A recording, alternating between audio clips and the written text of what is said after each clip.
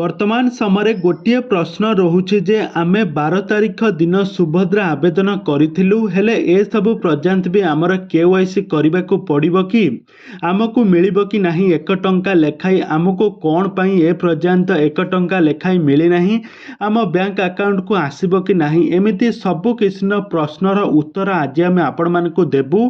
आज आपण मानकर सबु प्रश्नर उत्तर देबू। एथिपाई आगको कौन रहिबो, आगको सुभद्रा योजना कौन सब आसुछि नुआ अपडेट सबकिछि जानापी हेले आपण मैंने आज भिडियो को पूरा शेष पर्यंत देखंतु।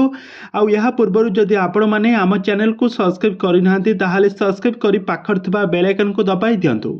प्रथमतः सुभद्रा योजना 15 तारिख पूर्व जो मैंने अप्लाई करिसेंती जेबेठारु एही योजना आसिला 15 तारिख पर्यंत जो मैंने अप्लाई करिसेंती सेमानंकु एही 17 तारिख रे टंका आसीबो।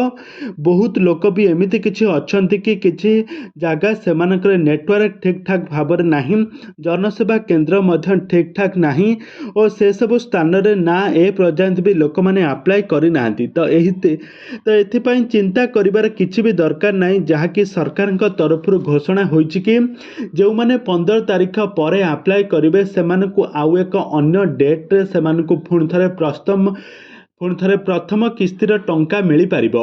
सेकेंड कथा है जो मैंने तो 15 तारिख पूर्व अप्लाई करिसेंते तांकु 1 टका लेखाए आसी नहीं। यार प्रकृत कारण होउछि आपण मानकर बैंक अकाउंट रे आधार कार्ड लिंक नथिबो।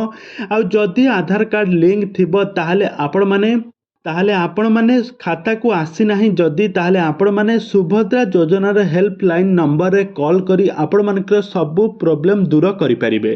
आ तृतीय कथा हला आ वर्तमान समय बहुत लोक माने भाबुछंती कि आमे तो फॉर्म टी को फिलअप करथिलु अप्लाई करिबा बेले आम पाखक किछि भी ओटीपी आसी नथिला आ आमे केमिति केवाईसी करिबु।